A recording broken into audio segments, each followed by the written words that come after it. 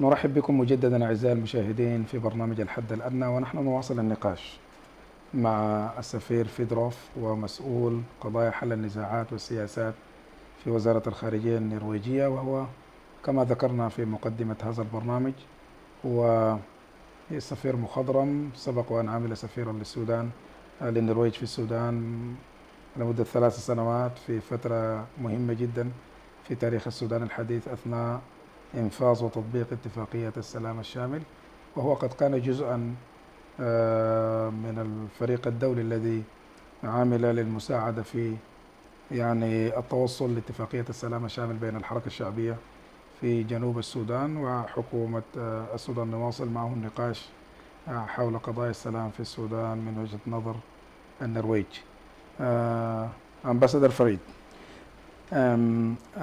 we end up our first part of our discussion on Norwegian positive role in the peacemaking, and you explain your perspective about the future of the political settlement of the two areas conflict and in Darfur as well. But let me conclude this part by asking one question. Is Norway still interested to continue its engagement in peacemaking in Sudan, having in mind this good relation between Norway and the leadership of SPLM right now, and your historical assets and interest on this?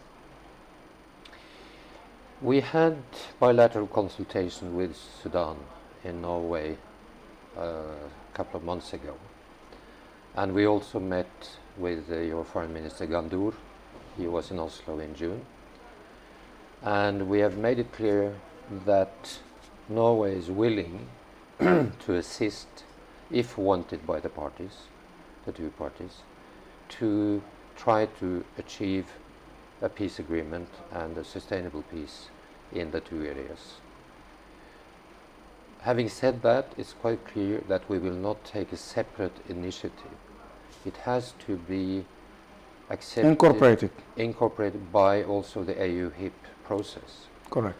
But if that is that condition is kind of cleared, then we will use our good contacts with the parties, and we have long experience with this area, and we will certainly, if possible, use that for the benefit of the people in these areas and for the government. My last question on this, Norway having engaged in peacemaking in Sudan, it is the only area of bilateral cooperation right now.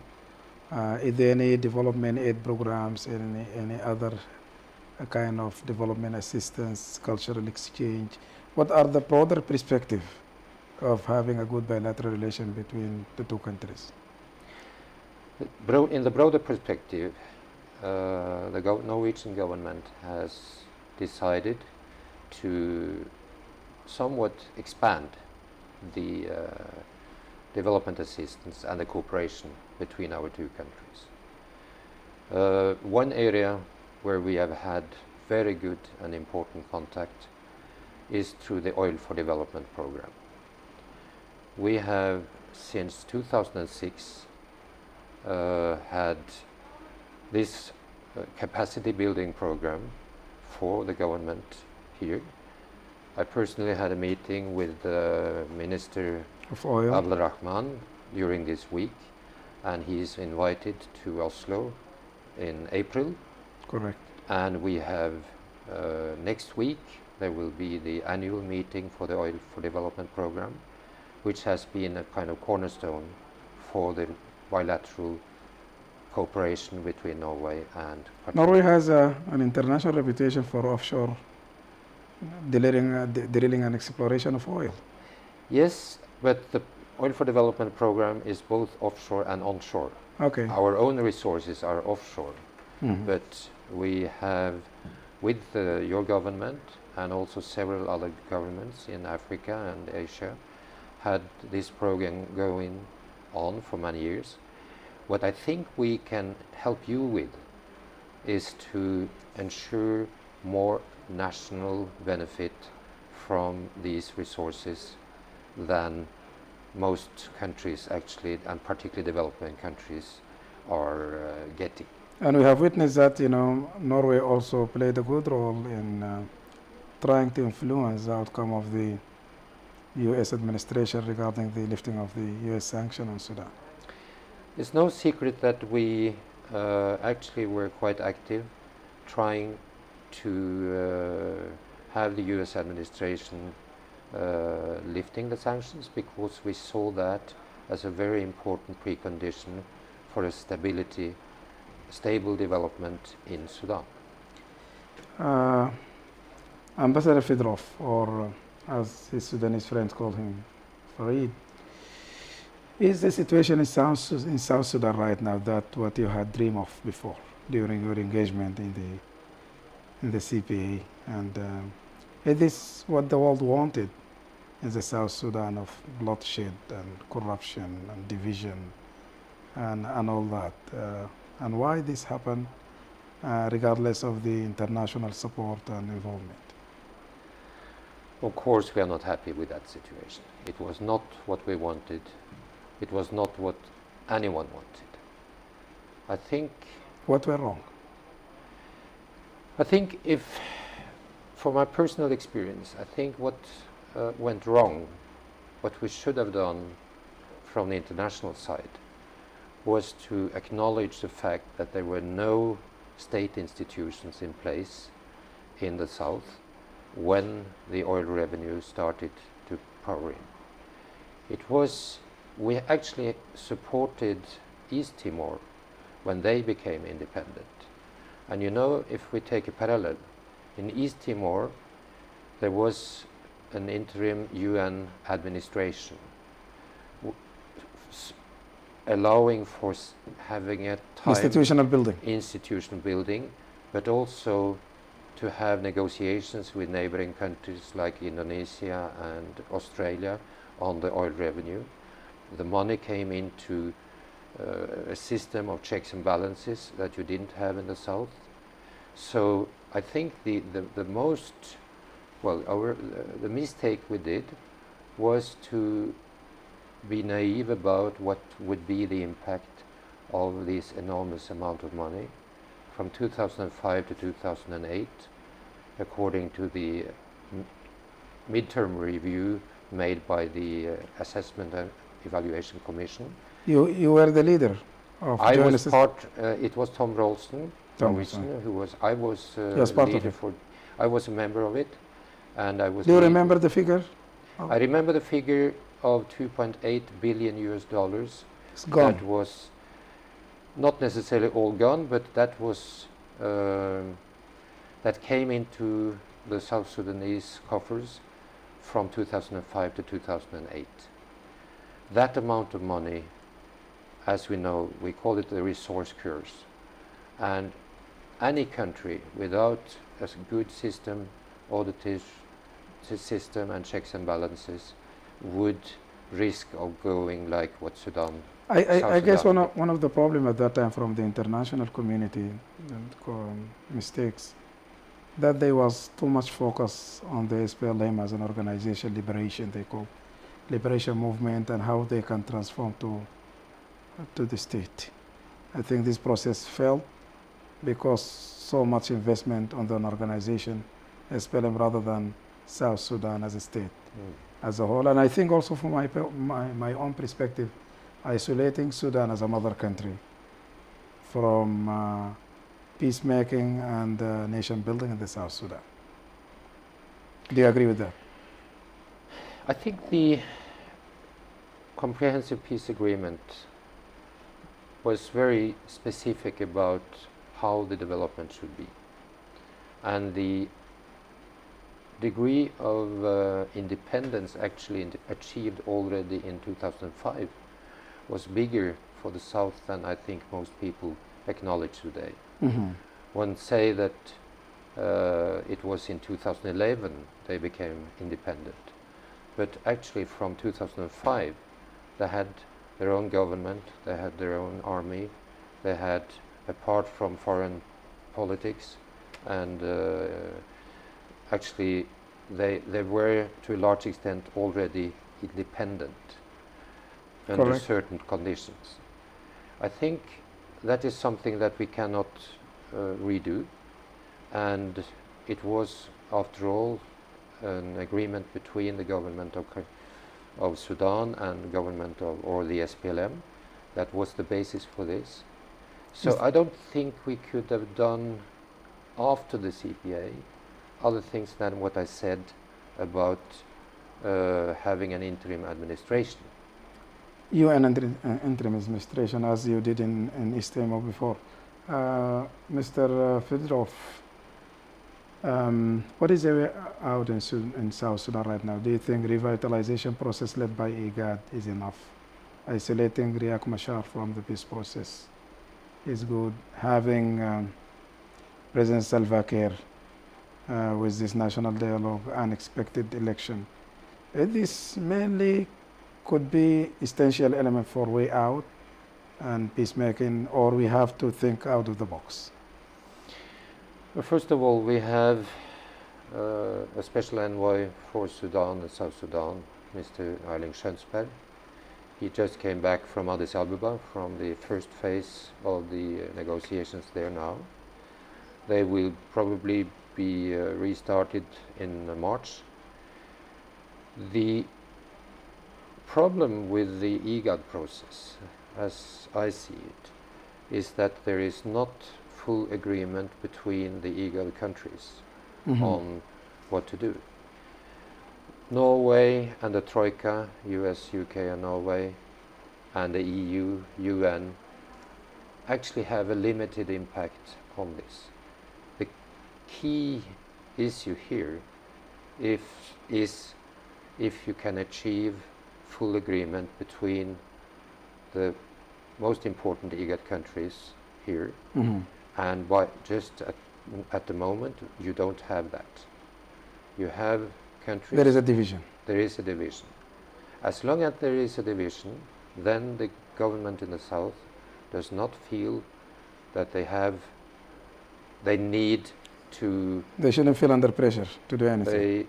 To put it directly, yes, they should feel, but this is a responsibility not for the international community. It's not very much we can do, but you, neighbor countries, you can do it, and you need to. With the support of the international community. Of course, and we have facilitated both financially and technically the process, the IGAD process, the JMEC and the CITISAM institutions in the south, and we have a contact with the SPLM or the government in the south, but it is, as I said, also the issue of Riek Machar sitting in South Africa is an issue that should be not us who can do anything about.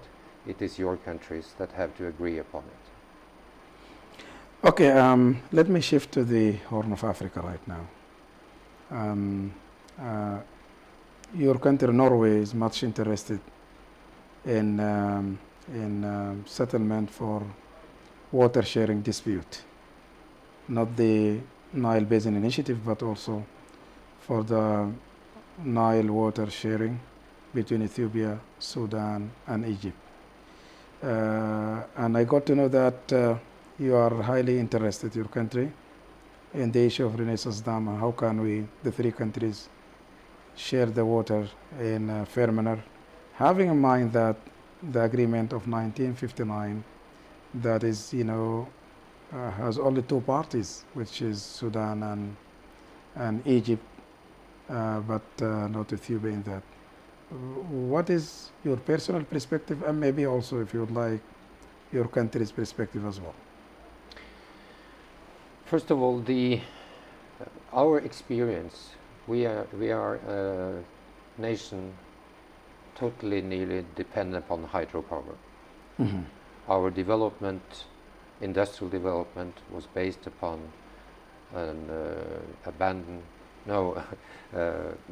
that we have a lot of water and waterfalls and hydroelectricity. So we understand the importance, the dynamics, and the dynamics of that. But having said that, I think we for a long time have, as you said, supported the Nile Basin Initiative, and then gradually we saw when Ethiopia unilaterally announced in 2011 that they would construct the Renaissance Dam, that this had the potential of creating conflict with the downstream countries. Yes. We have followed closely the process and been in touch with both your government, with the Egyptian government, and with Ethiopia on this issue. I think our position on the conflict is that the former agreements from 29 and 59 actually need to be Revisited? Because To include they Ethiopia, only- you mean? to include not only Ethiopia but all the upstream countries. You have along the White Nile a number of countries that will utilize more water, and you have most of the Nile water comes This will be from driven back to Ethiopia. the Nile Basin Initiative. In the first in the first period, I think you need to find a solution between the three countries, particularly Egypt and Ethiopia. What we see But do you now, think that Ethiopia had the right to use water for development in its national territory? I think that is absolutely a right they have. How much and in what way is something that should be Agreed. discussed between the parties. And the Declaration of Principles that your President Sisi, and Prime Minister Meles Haile Mariam agreed in 2015, is a good basis for continuation of this. Now, what has happened since then is that you have had a number of meetings, and while the filling and the finishing of the dam, construction of the dam is done. At the moment, we anticipate that at least what the Ethiopians have said, they will start filling the dam this year. But honestly, I mean, Ambassador Fedorov, most of the observers and journalists think that the Egyptian position on this might not sound very rational on that, because that might have different perspective on that. But having put in condition on Ethiopia not to use water for the development in its national territory, it might be a problem to stick to 1959 agreement. Sudan stick to 1959 agreement, which is under our expectation for our future use of water, because Sudan is having only 18.5 billion cubic meter, and Egypt has much more than that. So having seen and observed carefully the position of the three countries, do you think the process should continue on that, or as Egypt said that we should bring, a fourth or third party like a World Bank on this? Well, first of all, Egypt has already asked the World Bank to be a kind of broker on this issue. The two countries rejected. The two countries, at least Ethiopia, rejected. I think if the World Bank should come into this, or any other party, as a broker, had to be with the full agreement between the three parties, the three countries. At the moment, that is not the case. But coming back to your question of Egypt's rights, it's interesting to see in the DOP from 2015, there is no mentioning of the 1959 agreement. correct? Actually, Egypt has accepted that Ethiopia has a right to develop resources and utilize resources. The question is how much, and I think For how long? and for how long. Personally, I think it boils down to if and when there must be an agreement, because the filling Correct. will start. when the agreement comes, I think it will require a common understanding, both of probably a joint administrative system, because it's the Aswan Dam and the Renaissance Dam are two dams that need to be seen in connection. And I'm always an optimist. If not, I would not have been working with these things as I have done for many years. But I think Egypt has accepted one extremely important thing. That is the right of Ethiopia and Sudan to use the water resources of the Nile. Now, in the present situation, The problem is how much? problem is how much and how fast. And to be realistic about this, when the dam is full, Renaissance Dam is full, whether it's 70% or 90% or whatever, the water will not be used in Ethiopia. It's Sudan, and the irrigation schemes that you will have here that will be using water more So- than actually in Ethiopia. So you think that Sudan will be beneficiary of the building of the Renaissance Dam? That was clear already, I think it was in 2012, 2013, when President Bashir said that Sudan acknowledged the right of Ethiopia to construct the dam, which was a surprise, of course, to Egypt and many other countries or outsiders. But you have already made it clear that Ethiopia has the right, and you see benefits also. And for Sudan at the same time also declared clearly that, stick to 1959 agreement and the share of water that that has been given to Egypt according to that agreement. So Egypt shouldn't be worried about share of water according to 1959 agreement. I think you, in the future, will have to find a balance between what is said in the 59 agreement and a future agreement between the two countries. But you know that the comprehensive framework agreement that was worked out under the Nile Basin Initiative has a model for how to achieve agreements like this. How Norway can help on this disagreement or dispute from technical or political point of view? I think from a technically you have the experience, you have the knowledge.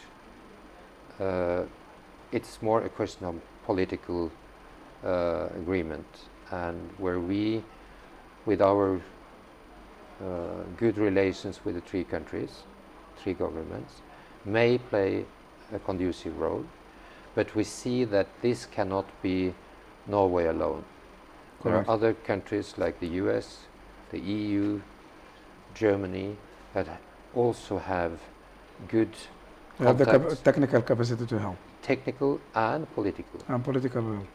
So I think it boils down to find a platform for negotiations where we, if the three parties want it, all three of them, can be. So you're optimistic about this? I am optimistic, yes, because you have to find a solution. That at the moment you have very antagonistic views on Positions. this. Correct. That is only normal. That you start from this and you will come down to some solution which have to be found. Because if not, there will be I a think war. Europe has a good experience on that, like sharing Danube water Yes. or Rhine water and others. And we have the Ganges, we have The other Ganges, yeah. information. I think yeah, there is other experience in the world that could be useful There are. for solving out this. My last question will be, if you could outline just in 1 minute your Norway foreign policy perspective in Africa, because we are just concluding. I know this is a big question, but if you can pinpoint some elements of your foreign policy, because I have read like the white paper that your government issues before, which more focus on the security issues, but there is a development perspective and conflict resolution issues which is fall under your responsibility in Africa. Yeah.